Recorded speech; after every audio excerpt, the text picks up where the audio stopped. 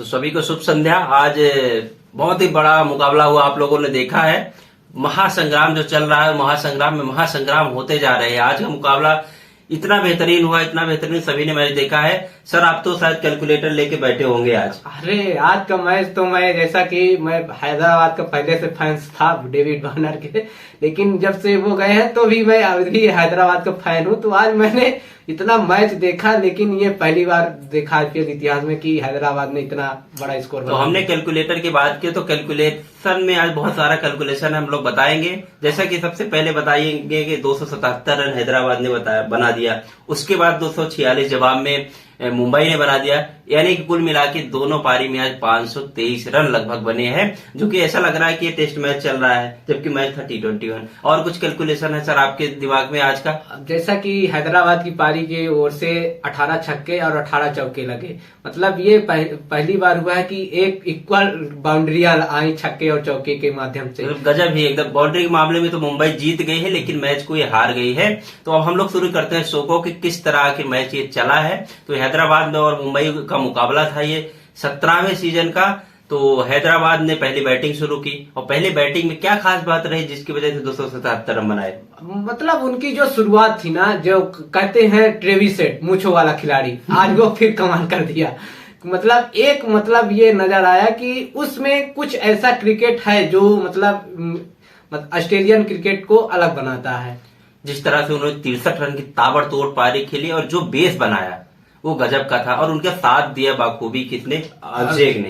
अभिषेक के बारे में क्या कहेंगे? अभिषेक शर्मा को जैसे पिछले मैच में ओपनिंग कराया गया था, लेकिन लगता है शायद उनको वो स्थान नहीं सूट कर रहा था, तो आज उनका डाउन चेंज किया गया और उसका उन्होंने भरपूर फायदा उठाया। मुझे तो ऐसा लगता है शायद ओपनिंग में भी होता तो यही कुछ होने वाला था, क्योंकि अभिषेक अच्छी बल्लेबाजी करता।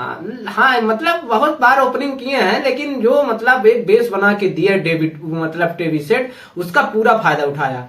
तो ये तो रहे ट्रेविसेट और अभिषेक के बाद। उसके बाद हम लोग बात आते हैं वन मैन शो जिसकी आज चले, हेनरी क्लासन। उस दिन भी धमाकेदार बल्लेबाजी के थे, आज बल्लेबाजी के। तो हेनरी क्लासन क्या स्पेशल खास उनको बनाता है जो छक्कों के लिए जाने जाते हैं? मुझे तो लग रहा है आईपीएल में सबसे बेहतरीन छक्के मारते हैं। मतलब एक मैं कहूंगा कि सभी खिलाड़ी मतलब सब दिशा में टारगेट करते हैं, लेकिन उनकी दो जगह वो एकदम बाउंड्री को टारगेट करते। एक तो सामने जो छक्का मारते हैं, चौका मारते हैं, एकदम सामने मारते हैं, या तो फिर मिड विकेट या स्क्वायर लेग के ऊपर से छक्का मारते हैं। मतलब तीन दिशा उन्होंने, आप साइड में उनको देखे होंगे कि चौके बहुत कम गए हैं, लेकिन जो सामने और लेग साइड और मिड ऑन पर और मिड विकेट पर उन्होंने जहां छक्के मारे, एकदम टारगेटेड पॉइंट थे उनके। तो जो लोग क्रिकेट को जानते हैं, क्रिकेट को खेलते हैं, उनको पता होगा कि सामने छक्के मारने में क्या एहसास होता है, क्या आनंद होता है। और जो नजर के सामने से आप बॉल जाती है, देखते हैं ना, तो एक गजब फीलिंग होता है, एक सिक्योरिटी रहती है कि भाई वहां फील्डर भी बहुत कम होते हैं, तो गजब का टैलेंट है उनके अंदर। और खड़े खड़े जो छक्के लगाते हैं, बेहतरीन हेनरी क्लासन की बल्लेबाजी।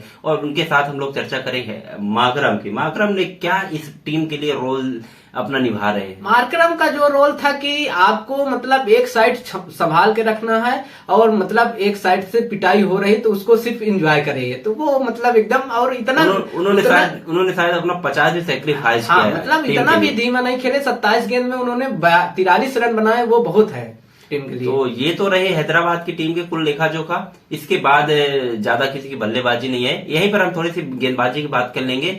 सबसे स्पेशल गेंदबाज जसप्रीत बुमराह जिसको माना जाता है, इतनी पिटाई होने के बाद 277 रन होने के बावजूद बुमराह की पिटाई नहीं हो पाई, इसमें क्या कहेंगे? बुमराह जैसे कि मतलब उन्होंने अपनी लेंथ को बरकरार रखा, अपने यार्कर पर विश्वास किया, और जो गेंदें थी, मतलब एक छक्का लगा, मतलब थोड़ी सी वो खराब गेंद, मतलब 4 ओवर में तो एक गेंद ऐसी जा सकती है कि जिसमें छक्का लग सकता है। बाकी उन्होंने जो मतलब पिच से कोई मदद नहीं मिल रही थी, तो उन्होंने अपने मतलब जो यार्कर उनका विश्वसनीय हथियार है उस पर ही भरोसा किया। मुझे तो लगता है अगर जिस हिसाब से सारे बॉलरों की पिटाई होगी और उनकी भी होती, तो मुझे लगता है 300 पार स्कोर होने वाला। हाँ, अगर बुमराह के 4 ओवर में अगर 30 से ऊपर रन बन जाते तो मान लीजिए कि 300 से ऊपर पार हो जाता।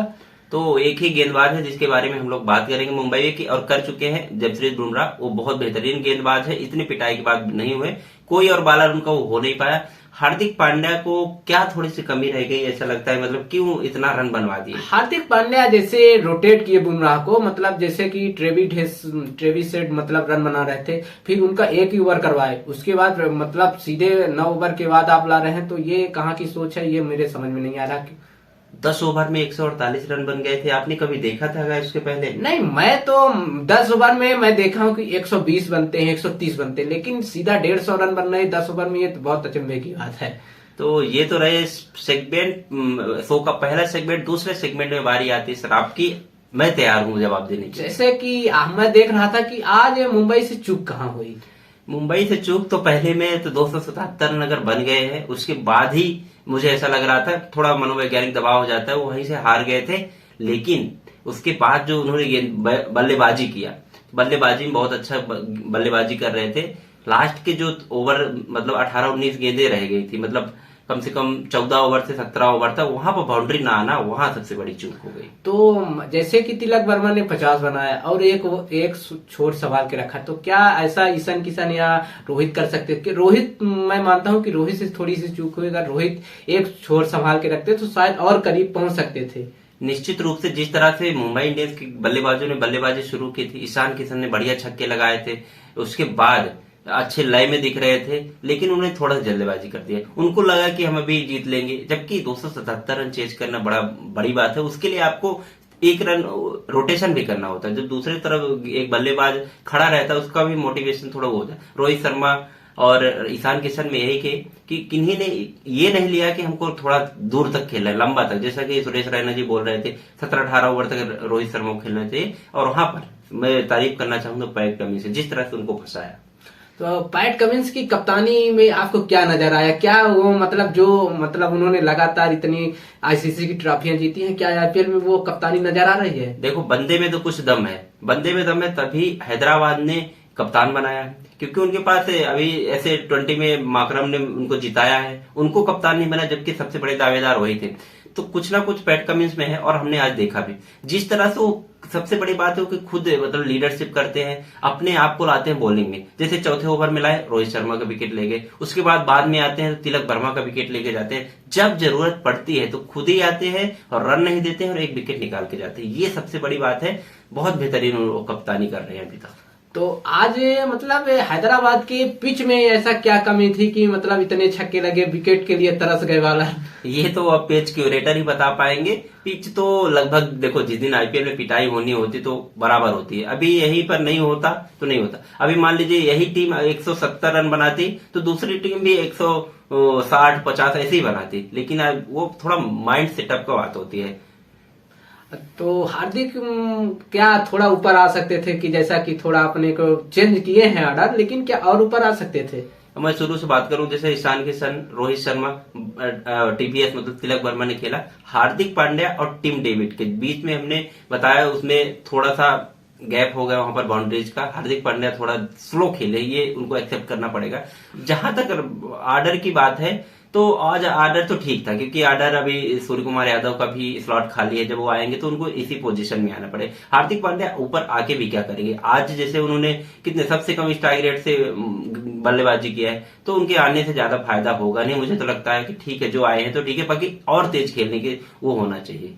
अगले मैच में मतलब जैसे लगातार 2 मैच हार चुकी है मुंबई, तो अगले मैच में और क्या करना चाहेंगे मुंबई की थोड़ा स्ट्रेटजी मुझे समझ में नहीं आ रही है, क्योंकि थोड़ा सा मुझे ऐसा लगता है कि मुंबई की टीम पर सब कुछ ठीक नहीं है। एक रोहित शर्मा और एक हार्दिक पांड्या, ट्रोलिंग भी चल रही है, और हार्दिक पांड्या का आप लोगों को सबको पता ही है कि थोड़ा सा मतलब उनका अलग ही दिखता है। तो मुझे उनका कुछ समझ में आने वाला नहीं। लेकिन हाँ, सूर्य कुमार यादव के आने से बैटिंग मजबूत होगी, और बैटिंग से ज्यादा इनको बॉलिंग पे काम करना पड़ेगा। सबसे बड़ी बात, बुमराह जो कि उनकी स्ट्राइकर बॉलर है, उनको पहला ओवर कराओ, जिससे क्या होगा कि पहले ओवर में अगर विकेट निकल जाएंगे तो वह एक साइकोलॉजिकल इफेक्ट आ जाता है। जैसा कि इतना बड़ा स्कोर होने के बाद फिर 246 रन बनने हैं अपोजिशन टीम, तो हैदराबाद से कहीं बॉलिंग में थोड़ी सी चूक हुई, या मतलब उनके पास इतने क्वालिटी वाला नहीं थे?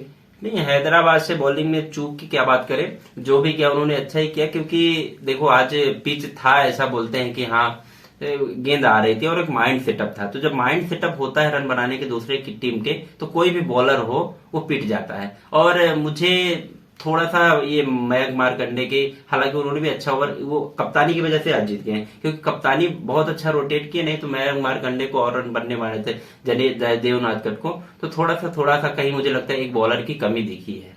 तो ये था आज के मैच का लेखा जोखा। और कुछ कुछ और है इसमें, क्योंकि आज का मैच बहुत बढ़िया था, तो और कुछ मैं पूछना चाहूंगा इस मैच में। जो आपने आज छक्कों को देखो, क्या एंजॉय किया आईपीएल के इतिहास में, मजा आ गया मुझे तो। मतलब ये देखा कि पहली पारी में 18 छक्के, फिर दूसरी पारी में 20 छक्के, टोटल 38 छक्के लग रहे हैं। मतलब ये तो एक कह सकते हैं कि पूरा बैट्समैन लगभग एकदम से तैयार थे कि आज कहीं भी गेंद आएगी तो आज बाउंड्री के बाहर ही भेज। आपको याद है कि पिछली बारी कब ये हुआ था कारनामा, और किसके खिलाफ हुआ था? 33 छक्कों का रिकॉर्ड है ये तो। मतलब एक सीएसके के खिलाफ हुआ था, सीएसके और राजस्थान का मैच 2020 में है। फिर आरसीबी भी 33 छक्के मार चुकी है, उसमें भी अपोजिशन में सीएसके था। और हाँ, एक और इंटरेस्टिंग बात आज हुई है कि मुझे इतने रन बने लेकिन एक भी सेंचुरी देखने को नहीं मिली। हाँ सेंचुरी देखने को नहीं मिली, लेकिन 350 लगी पहली पारी में, ये भी बड़ी बात है। हाँ 50 लगी, लेकिन जैसे हम लोगों ने देखा 100 चलाते थे, क्रिस गेल 263 रन जब बनाए थे। और आरसीबी वाले मैच में डिविलियर्स और शायद ये विराट कोहली ने शतक लगाया था, लेकिन आज नहीं लगा। और फिर मतलब जो पहला मैच हुआ था मैकुलम ने, उसमें 158 वो तो मेमोरी जाने ही वाला नहीं है, कोलकाता वाला वो मेमोरी। तो आज के मैच में हम लोगों ने बहुत एंजॉय किया। आईपीएल का एक यही खास बात है, हम लोग आज मैच सोच रहे थे नहीं देखेंगे, लेकिन मजबूर किया मैच देखने को। तो आप लोगों को कैसा लगा ये शो, और शो के पहले आप लोग शायद मैच देखे होंगे, मैच कैसा लगा इसके बारे में बताएं। और कुछ रिकॉर्ड आप लोग अगर कमेंट करना चाहते हैं कर सकते हैं, और हमारे शो के बारे में सुझाव आप देना है तो कमेंट बॉक्स में कमेंट कर सकते हैं। तो आप लोग एंजॉय करें आईपीएल को, और अपना ख्याल रखें, अपना पढ़ाई करें, और अपना जो भी जिसका काम है वो भी करते रहे, और मैच को भी एंजॉय करते रहे। नमस्कार, जय हिंद।